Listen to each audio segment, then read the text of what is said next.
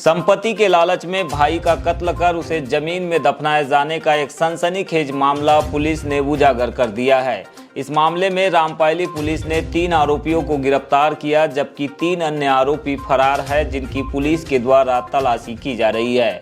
आपको बता दें कि विशाल खोबरागड़े 25 जनवरी से लापता था, जिसे लेकर विशाल के परिजन लगातार उसकी तलाश में जुटे हुए थे, लेकिन उसका कहीं पर भी पता नहीं चल रहा था।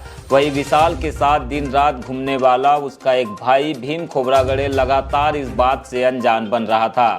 जब पुलिस ने मुखबिर से प्राप्त सूचना के आधार पर संदेहियों से पूछताछ की तो पता चला कि विशाल की हत्या में उसके मुंह बोले भाई का ही हाथ है। इसी आधार पर पुलिस ने पहले विशाल का शव चरेगांव के जंगल से बरामद किया। इसके बाद आज आरोपियों को गिरफ्तार कर उन्हें न्यायालय में पेश किया। बताया गया कि 25 जनवरी को विशाल अपने दोस्त के बहन की सगाई कार्यक्रम में वाराणसी जाने निकला था। इसके बाद से ही उसका पता नहीं चल रहा था। इस मामले में पुलिस ने जब संदेह के आधार पर भीम खोबरागड़े और उसके साथी गणेश उइके, मदन खोबरागड़े, बालकृष्ण उर्फ बालू दमाए को पूछताछ के लिए गिरफ्तार किया तो इस राज से पर्दा उठ गया। भीम ने विशाल को अपने साथ टवेरा में ले जाकर उसे पहले शराब पिलाई और नशे की हालत में अपने साथियों के साथ गमछे से गला घोंटकर उसकी हत्या कर दी। साक्ष्य छिपाने के लिए आरोपियों ने लामता थाना क्षेत्र के चरेगांव चौकी के अंतर्गत आमाखोली के जंगल में उसे सूखे नाले में गड्ढा खोदकर दफन भी कर दिया था। सरप्राइजिंग बात है कि परिवार वालों ने इंसान की कोई शिकायत हमारे पास नहीं।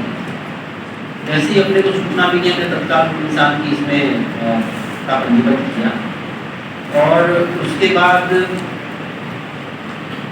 विशाल खोबरागड़े के विषय में जानकारी एकत्रित करना शुरू की, किस तरह का वो काम करता था, कौन कौन के साथ रहता था, और धीरे धीरे इसके एक लेयर से निकलते गए तो फाइनली 3 आरोपी हम मिले, जिनको कुछ को गोंदिया से राउंड अप किया, कुछ को कहीं से राउंड अप किया और उनकी निशानदेही पे नामता के चरेगांव के पास लवेरी गाँव है, लवेरी के पास से हमने इसकी बॉडी को रिकवर किया।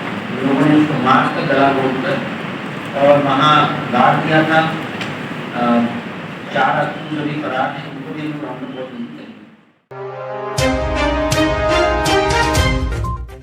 गुजरी बाजार बालाघाट में स्थित गोल्ड रिफाइनरी से सोने के बिस्कुट सहित 1 किलो 84 ग्राम सोना लेकर फरार आरोपी प्रकाश पवार को आखिरकार पुलिस ने दबोच लिया है।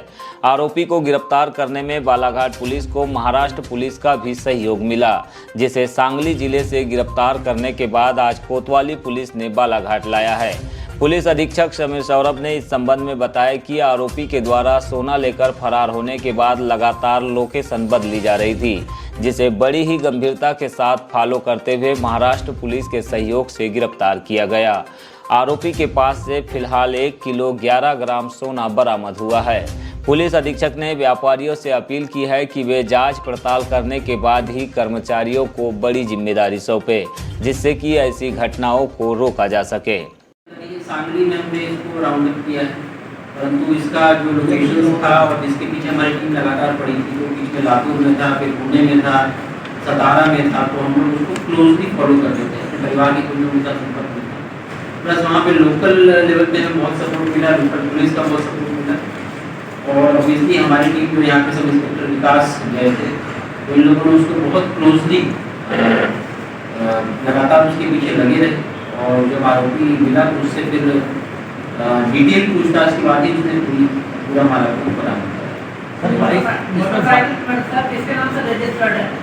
ये तो इमीडिएट मेरे पास अवेलेबल नहीं है, इसके नाम से रजिस्टर हो गई। जिस मोटरसाइकिल से भागा के बड़घाट के पास छोड़ा था वो मोटरसाइकिल, तो उसके पास से हमारे पास ट्रेन मिल गया था, लेकिन फिर तो हमें पता ही था कि ये फाइनली अपने घर को नहीं जाएगा, इसलिए हम लोग इनिशियल ट्रेन को हम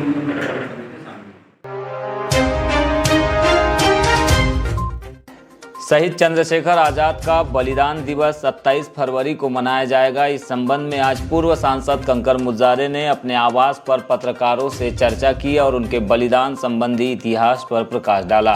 उन्होंने कहा कि हमारे सभी साथी 27 फरवरी को जनक्रांति रैली के माध्यम से शहीद चंद्रशेखर को श्रद्धांजलि अर्पित करेंगे।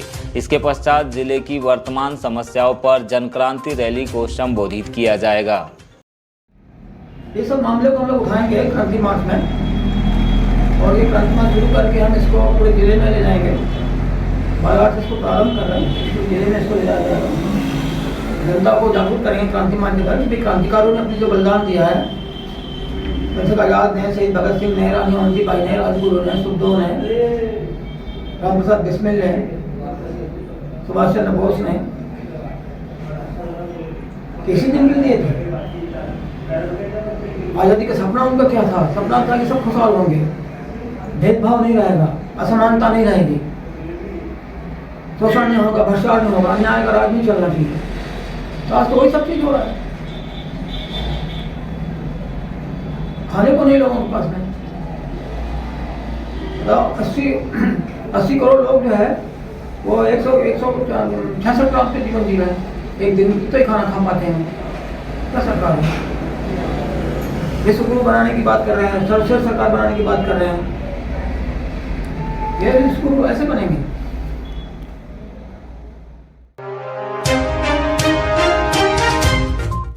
लामता मार्ग पर रानी तालाब के पास एक ट्रक अनियंत्रित होकर पेड़ से टकरा गया, जिससे दमोह निवासी वाहन चालक बलिराम यादव 35 वर्ष की मौत हो गई।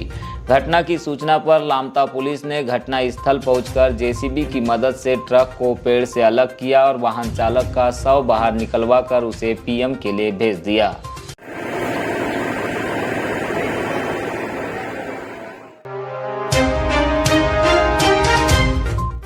धोबी समाज बालाघाट के द्वारा संत गाड़गे बाबा की जयंती समारोह पूर्वक मनाई गई। इस मौके पर सबसे पहले समाज जनों ने संत गाड़गे की प्रतिमा पर माल्यार्पण किया। इसके पश्चात सामाजिक उत्थान और कल्याण को लेकर समाज जनों ने अपने विचार रखे। धोबी समाज के नगर अध्यक्ष नितेश कनौजिया ने इस मौके पर कहा कि प्रधानमंत्री नरेंद्र मोदी के आह्वान पर संपूर्ण देश में स्वच्छता का अभियान चलाया जा रहा है। यह एक अच्छी पहल है, लेकिन हमारे प्रधानमंत्री जी को इस अभियान में संत गाड़गे बाबा जी को भी स्थान देना चाहिए। उनके नाम पर यह अभियान पूरे देश में चलाना चाहिए, जिससे कि उनके द्वारा अपने जीवन काल में किए गए स्वच्छता संबंधी कार्यों को पहचान मिल सके।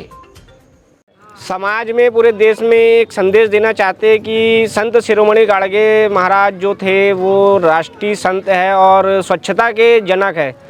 सबसे पहले पूरे भारतवर्ष में स्वच्छता अभियान चलाने वाले स्वच्छता के महानायक संत शिरोमणि गाड़गे महाराज, जो आज प्रधानमंत्री स्वच्छता अभियान के नाम से जो जाना जा रहा है, उसको गाड़गे महाराज का नाम दिया जाना चाहिए।